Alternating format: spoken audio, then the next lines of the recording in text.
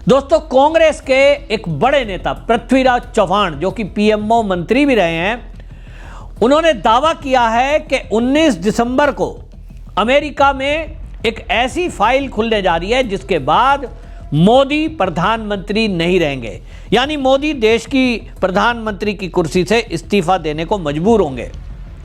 उसी के सुर में सुर मिलाया है संजय राउत, जो कि उद्धव ठाकरे शिवसेना जो है उसके प्रवक्ता हैं।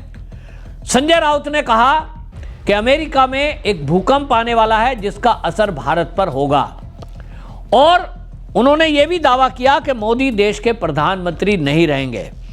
अब दोनों नेताओं का जो है इसमें बात यह है कि क्या, किस आधार पर पृथ्वीराज चव्हाण जो दावा कर रहे हैं किस आधार पर कर रहे हैं। आपको ये बता दूं, पृथ्वीराज चव्हाण जो है वो किसी के इशारे पर इस तरह से काम कर रहे हैं, और ये जो दावा किया जा रहा है, बताया जा रहा है कि ये विदेश की एक एजेंसी है अमेरिका की, जहां अमेरिका में FBI ने एक व्यक्ति को गिरफ्तार किया, और ये गिरफ्तारी 2017 के पहले की है। एक जो है जेफरी एपस्टीन नाम का एक व्यक्ति था, जिसका काम था कि वो सरकार से जुड़े हुए काम में लाइजिंग का काम करता था। अब वो ये जो है वो व्यक्ति बाद में, इसकी शुरुआत में 2005 में फ्लोरिडा में एक केस हुआ। 14 साल की एक लड़की ने अपनी मां से शिकायत की कि उसको जो है एपस्टीन ने अपने आलीशान घर में मसाज के लिए बुलाया, बाद में लेकिन उससे शारीरिक संबंध बनाए। इसकी FIR हुई, जांच हुई, और जांच के बाद फिर सामने आया कि 50 नाबालिग लड़कियों की पहचान हुई है जिन्होंने एपस्टीन पर इसी तरह के आरोप लगाए। अब ये पहली बार नहीं है अमेरिका में इस तरह की कोई घटना हुई है, लेकिन कुल मिलाकर के ये जो है 2008 में पहली बार इन अपराधों के लिए एपस्टीन को सजा हुई, क्योंकि उस तथ्यों में सत्यता पाई गई होगी तभी वहाँ सजा हुई है। 2009 में नाबालिग लड़कियों ने की सेक्स ट्रैफिकिंग के भी आरोप लगे कि साहब लड़कियों को बाहर भेजता था ये व्यक्ति, राजनयिक और बड़े बड़े उद्योगपतियों को ये लड़कियों को सप्लाई करता था।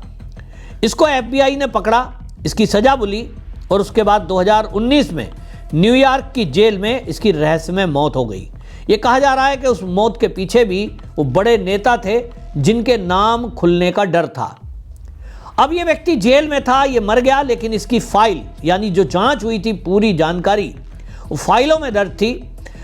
अमेरिका में डोनाल्ड ट्रंप के राष्ट्रपति बनने के बाद वहाँ की जो दूसरी पार्टियां हैं वो इसका खुलासा करने की बात कर रही थी, लेकिन डोनाल्ड ट्रंप उन फाइल को नहीं खोल रहा था क्योंकि वो सीक्रेट दस्तावेज थे। कहा यह जा रहा है कि डोनाल्ड ट्रंप के भी इस व्यक्ति से संबंध थे, और जेफरी स्टीफन पर ये आरोप जो रिपब्लिकन्स हैं वो लगाते हैं कि भाई ये भी लड़की जो सप्लाई करता था, कहीं ना कहीं डोनाल्ड ट्रंप को भी सप्लाई की गई है क्या। ये कैसे खुलासा होगा जब वो फाइल सामने आएगी, और इसलिए फाइल का खुलासा करने की बात करे जाने लगे। लेकिन अमेरिका में एक नियम है, एक कानून है कि किसी की भी इस तरह से अपराध की फाइल को सार्वजनिक नहीं किया जाएगा। उसके लिए कानून को बदलने की आवश्यकता थी, तो कानून को बदलवाना गया, जोर दिया गया, और ये कहा गया कि भाई ये जो है कानून में बदलाव किया जाए। तो यौन अपराध के जो दोषी है जेफरी स्टीफन, इसके अपराधों की जानकारी अब 30 दिन में सार्वजनिक हो जाएगी, क्योंकि डोनाल्ड ट्रंप ने विपक्ष के दबाव में इस बिल पर साइन कर दिया है, जिसके कारण अब ये फाइल सार्वजनिक होने जा रही है, और वो तारीख है 19 दिसंबर। और इसी फाइल के आधार पर पृथ्वीराज चव्हाण या संजय राउत ये दावा कर रहे हैं कि जिस दिन इस फाइल का खुलासा होगा 19 दिसंबर को, उसमें मोदी खुद से इस्तीफा देने को मजबूर होंगे, क्योंकि ये जो यौन अपराधी है जेफरी स्टीफन, इसके मोदी से भी संबंध थे। केंद्र की सरकार में मंत्री हरदीप पुरी, इनसे संबंध थे। दावा किया जा रहा है कि कई भारतीय जनता पार्टी के नेताओं से इसके संबंध थे, जिनका खुलासा होगा तो तहलका मचेगा। लेकिन एक सवाल उठता है कि भाई अगर कोई फाइल वहां अमेरिका में खुलने जा रही है जिसके बारे में अभी तक कोई नहीं जानता, ये कांग्रेस के नेताओं को कैसे पता है? पृथ्वीराज चव्हाण को ये जानकारी कहां से मिली कि उस फाइल में क्या है? सत्य हिंदी ने इस पर खबर छापी है और उसमें पूरी डिटेल में छापते हुए इन्होंने लिखा है कि ये जो है अपराधी, इस अपराधी का जो अभी सारा कच्चा चिट्ठा है वो फाइल में दर्ज है, लेकिन जैसा मैंने बताया 2005 में इसके अपराध की फहरिस्त खुली और जो बच्चियों ने बताया, आरोप लगाया, इसके बाद ये जो संबंध हैं इसको लेकर के जब फाइल खुलने की बात हुई तो 19 तस्वीरें इसमें पहले जारी हुई, जिसमें 12 दिसंबर को पहली ये तस्वीर जब जारी हुई जिसमें 3 डोनाल्ड ट्रंप की हैं। 9 बड़ी हस्तियों के नाम सामने हैं। इसमें डोनाल्ड ट्रंप अमेरिका के राष्ट्रपति हैं, बिल क्लिंटन पूर्व अमेरिका के राष्ट्रपति हैं, बिल गेट्स का नाम है, उसमें बिल गेट्स की फोटो आई है, प्रिंस एंड्रयूज ब्रिटिश किंग के भाई हैं, स्टीव बैनन ट्रंप के पूर्व सलाहकार हैं और लैरी समन्स हार्वर्ड यूनिवर्सिटी के पूर्व अध्यक्ष, वुडी एलन फिल्म निर्माता, रिचर्ड ब्रेनसन ये बिजनेसमैन हैं, इनका भी नाम है, और इसी तरह से कई मशहूर हस्तियों के नाम हैं जिनका खुलासा अभी ये 12 दिसंबर को हुआ है। सेकंड फेज में यानी अब जो 19 दिसंबर को आने वाला है, दावा किया जा रहा है कि इसमें मोदी के मंत्री के भी नाम का खुलासा होगा और अनिल अंबानी के साथ जो मेल सार्वजनिक किए गए हैं, मेल का भी खुलासा होने जा रहा है। अब ये बताया जा रहा है कि इसमें खुलासा होगा कि जो ये एप्स्टीन है ये प्रधानमंत्री कार्यालय में भी संपर्क में था। अब जैसा कि मैंने आपको बताया इसका काम ही लाइजिंग का था और ये जो है 2 सरकारों के बीच में डील कराने का काम करता था, नेताओं की मुलाकात कराने का काम करता था। एप्स्टीन के एक मेल का जिक्र किया गया है सत्य हिंदी में, जिसमें लिखा है मैं सेट कर सकता हूं आपको मोदी से मिलने के लिए। बैनन ने कहा प्लीज। स्टीफन ने पूछा कब कर सकते हो, और ये बैनन बताऊं कौन है, ये आपको मैंने बताया अमेरिका का जो डोनाल्ड ट्रंप के ये एडवाइजरी कमेटी में थे, तो इनसे ये बात कर रहा है 2019 में मोदी के प्रधानमंत्री बनने के बाद कब आ सकते हो, अगले दिन। और ये कह रहा है कि मैं जो है मिलवा सकता हूँ, made in India, made in China, ये मुद्दा चल रहा है और एक बड़ी डील होने जा रही है और मोदी जी से मुलाकात आप करोगे तो कुछ लाभ होगा। ऐसी बातें मेल के जरिए हो रही है।